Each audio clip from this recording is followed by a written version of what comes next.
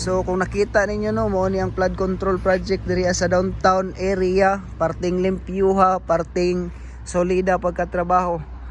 Ana. So taas kayo ni, napa ni diri sa Pikas kilid. Dira namoy nani nga flood control project Kalimpyo diya sa Manila, taga Luzon. Oh.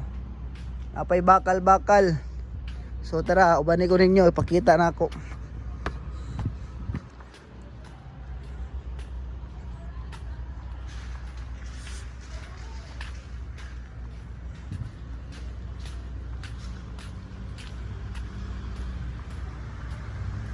Nangita man kamo, imbestigahan man kayo ning Davao City. Oh, dera.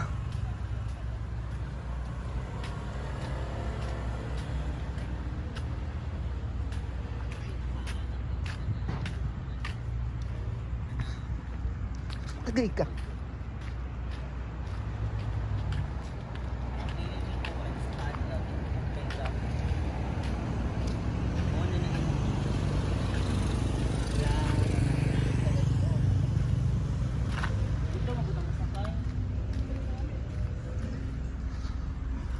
Right no, so makita nyo parte ng taas nga flood control project 3 sa Rojas, paingon ni dito sa kanto og paingon sa Ateneo ana kataas.